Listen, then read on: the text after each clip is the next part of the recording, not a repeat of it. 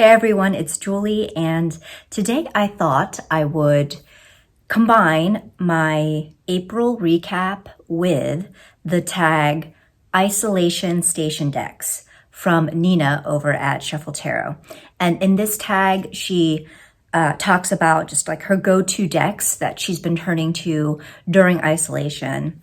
And so since the deck portion of my recap pretty much consists of exactly that. You know, the decks that I've been going to during my self-quarantine. I thought, why not feed two birds with one scone? So I will begin with the decks so that those of you who are not interested in the rest of the recap don't have to watch the entire video. Okay, so for decks, I have been using a range of differently themed decks, I guess you could say. The one that I have been using most in terms of tarot is one that I just recently acquired, and I did a video on this called UNMT deck, which is usually not my thing deck, and that is the Tarot de la Nuit. And this deck, I think because it is UNMT, usually not my thing. It's this kind of photo manipulation type of deck, really shiny. Sorry about the glare. And yet I was still very much drawn to it. I guess I was kind of not skeptical, but curious to see how it would do, how the both of us would get along. And as I said in that previous video, the readings have been just spot on, just so direct. It's almost as if this deck knew that I was underestimating her, and she was just like, well, suck it. I am going to give you the most precise answers possible. Because you know how sometimes there are decks where you have to kind of sit with the messages, sit with the images and reflect on it a little bit. I used this deck for a lot of structured spreads, actually. And it was just one of those things that with each reading I did, the responses or, my reactions and the messages that I received were immediate. And it had me saying on a couple of occasions, like, okay, holy shit. Wow. So this deck has been such a pleasant surprise. And I don't mean to be condescending to the deck or the creators. It's a wonderful deck and I love it. I just didn't think this would be a deck for me, this kind of aesthetic and that it would give me such direct messages and yet not in a confronting way. This deck is direct and yet not confronting, not gentle, just kind of straight on, a very even-keeled voice, I would say. And then what I would do is, after I finished my reading, I would end each reading with a pull from the Wisdom of the Golden Path Oracle, another shiny deck. And I basically trimmed the borders off this deck. But I felt like it actually looked, pretty good together, I think aesthetically, because I do believe this is also, is this photorealism? Sometimes I can't tell. Sometimes it looks like it is, and sometimes it looks like it isn't. But I just felt like they aesthetically went really well together. And this deck just paired perfectly in terms of just the corresponding message that went along with the reading and just aesthetically. So I really enjoyed, even though some of the messages were like, oh, okay. I just really enjoyed the pairing and working with the two together. And like I said, I used mainly structured spreads mostly. And these were spreads from friends in the tarot community. So I used a spread from Amy over at Strength Reversed. She created one. I've used a few of Dawn Michelle's. I want to say Word Witch. Renee from Meadowlark Mystic, she sent me a spread, not one that she created, but one from a book that she has that I don't have, and it was an excellent spread. And then, what else here?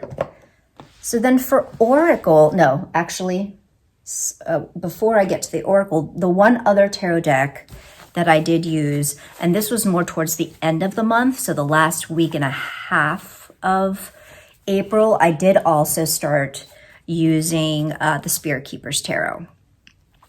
And just, I don't even know why I decided actually I think it was just like, oh, I haven't picked you up in a while. So I've been trying to be a little more kind of spontaneous with grabbing decks. Usually I do like one major tarot deck a month. But I've been through most of my new tarot decks. I have 2 new ones, but yeah, so I think I just decided, I want to kind of reconnect with this one. I haven't worked with it in some months, and this is one that I don't pull out all the time. It's for very specific purposes usually. And in this case, it was just like, well, I just want to spend a week or so with it and see what it has to say to me. And it had some things to say to me. Yeah, it's one of those things where I wouldn't say it was like a pleasure to work with, because some of the messages were very, well, they're personal, but, and very kind of, you know what you need to do, why aren't you doing it?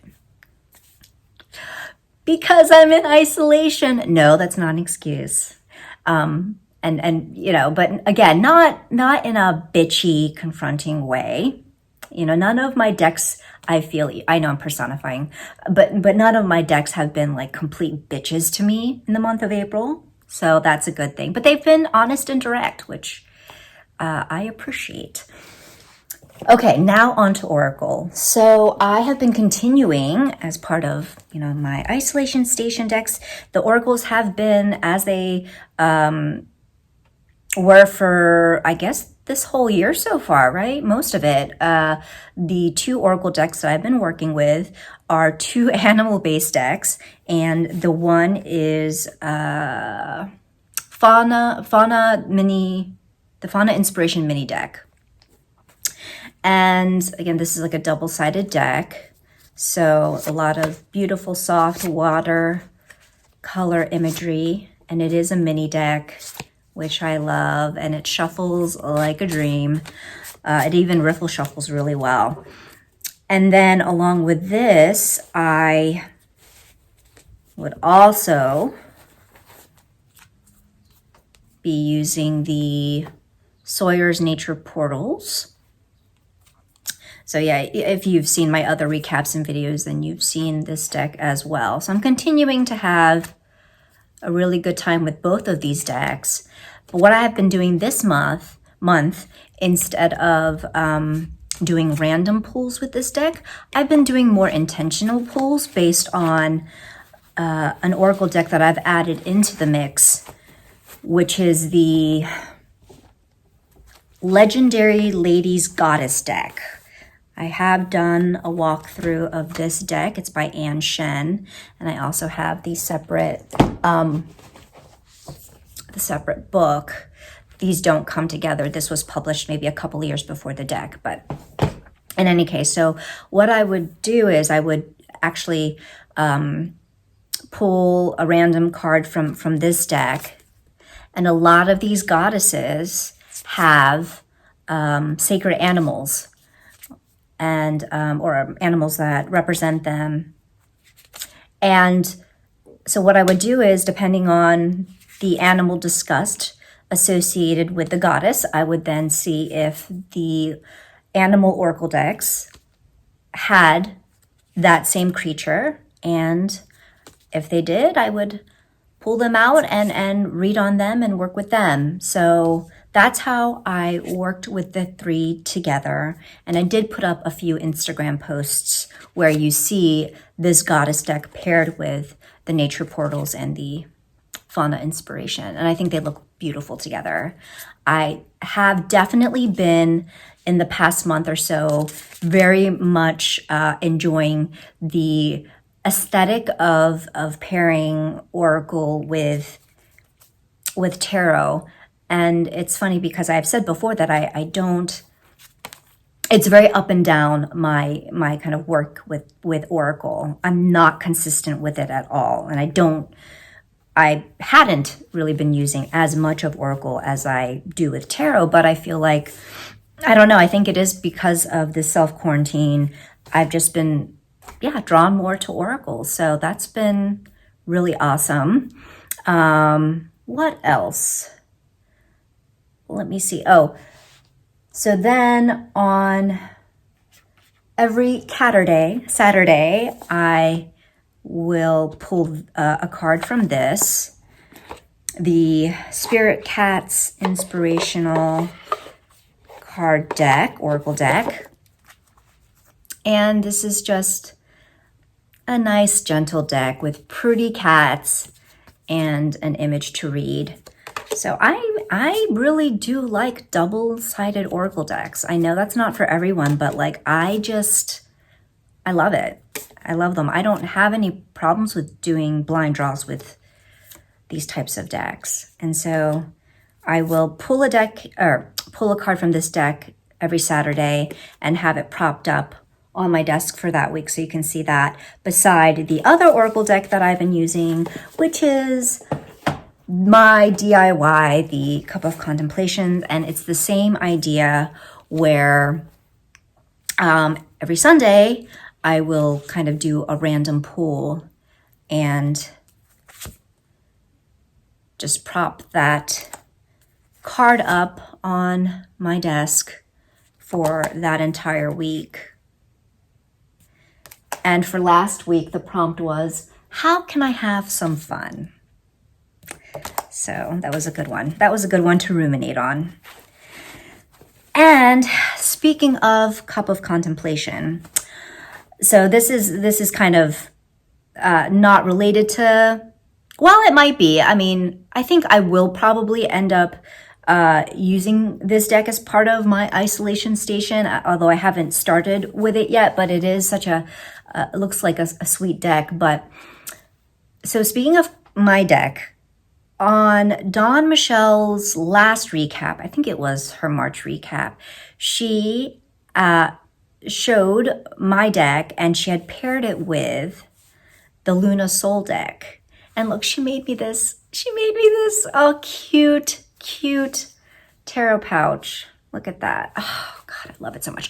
Anyway, so, and I had made some kind of comment about how, again, aesthetically, they look great together, just in terms of color palette. And she was kind enough to offer to send me the deck, which is just so sweet.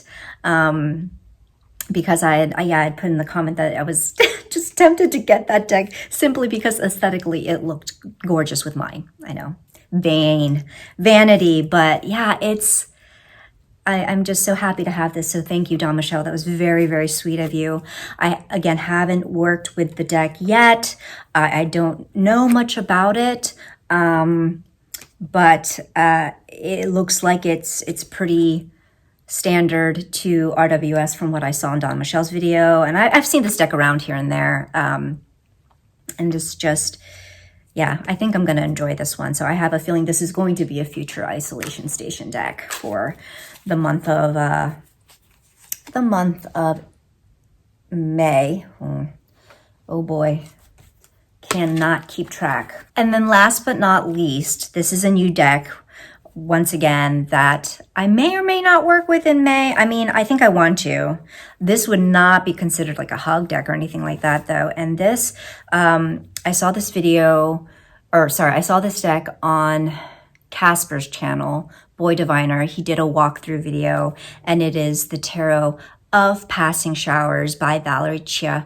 And so this is an indie deck that you can get off Make Playing Cards, and her YouTube channel is called The Slightly Chipped Moon, I believe. I will link everything. But in any case, I saw Casper do a walkthrough of this video and show the images, and I was just so blown away by the art. And I feel like it's very much unlike anything I've seen before. I don't think there's no guidebook for this. I think Casper was given some notes on it, but if you get this from Make Playing Cards, there aren't any.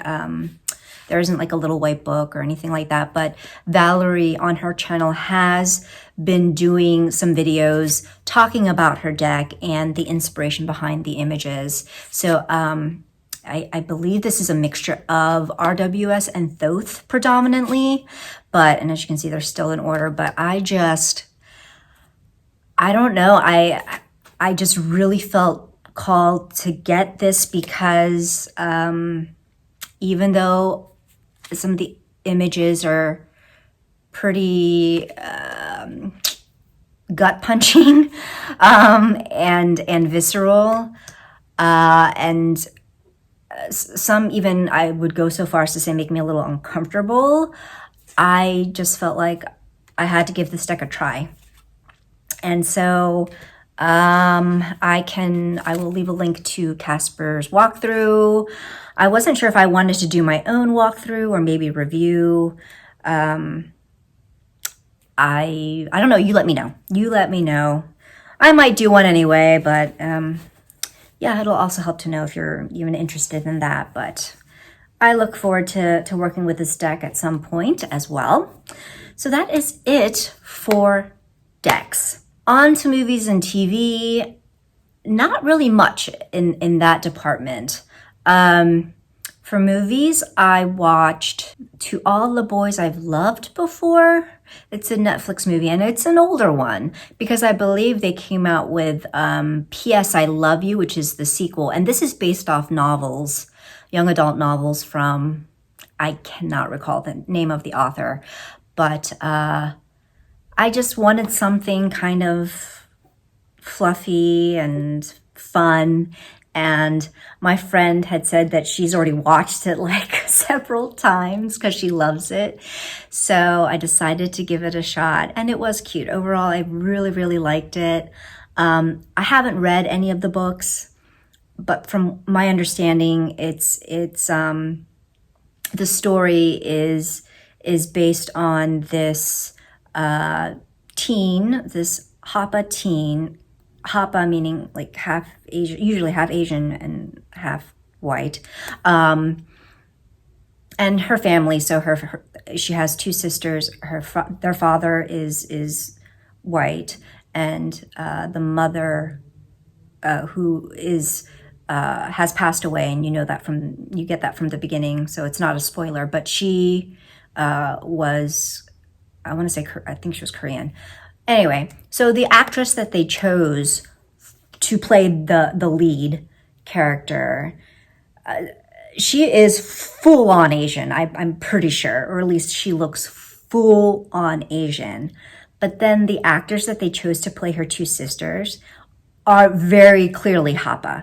So it was just a little bit jarring. Because you're supposed to think that they are biologically related. They have the same mom, they have the same dad, but one is clearly full on Asian and the other two are Hapa. So that took a little bit of like, okay, really? Casting choices. And I was able to kind of, as I got into the story and how fun it was, I was able to be like, all right, okay, fine, whatever. So on the whole, it's very good. And then the other movie that I watched on Amazon Prime is Brittany Runs a Marathon. Another just really good, kind of cute and uplifting movie, so I would recommend that as well. And then for TV, I've just been rewatching The Mandalorian, because Baby Yoda makes me super happy, and so I've just been rewatching episodes of Mandalorian. Speaking of, I received the most precious surprise gift from Sarah over at Sunset Bow.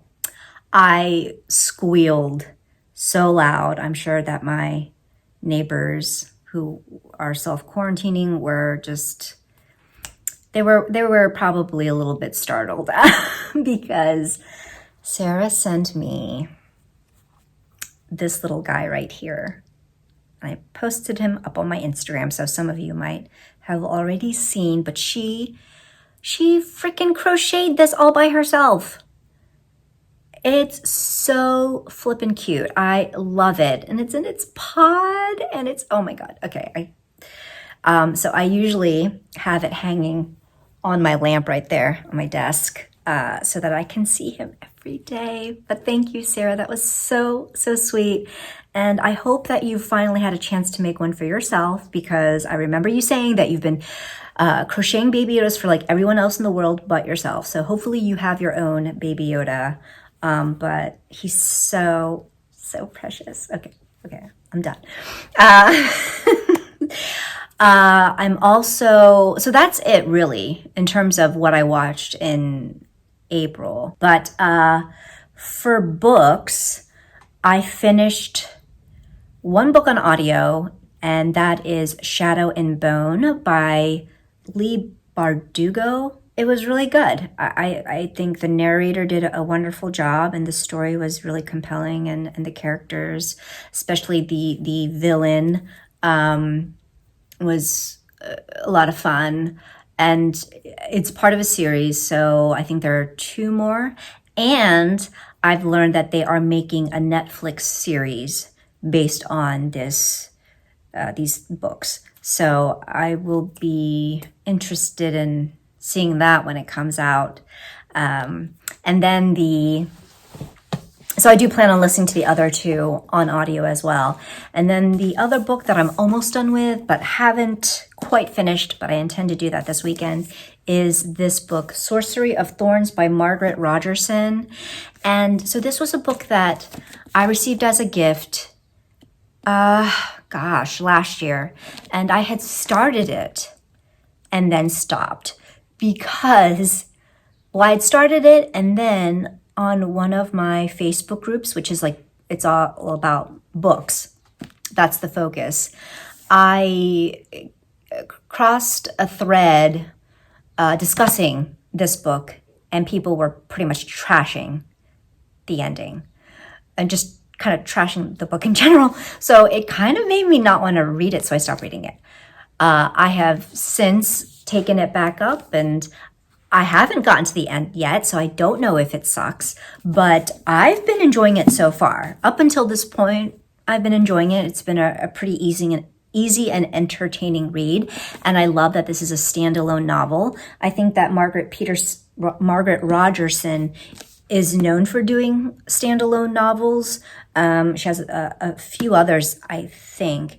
And I really like that. I mean, nothing against series, but sometimes you just want to be done with a story and then move on to another story arc, not have to read 2, 3, 4 more books in that same series. But in any case, that is it for me. I hope you all are doing well and continuing to practice self-care, and we're going to get through this. So until the next time, much love, and I will see you in the next video. Take care.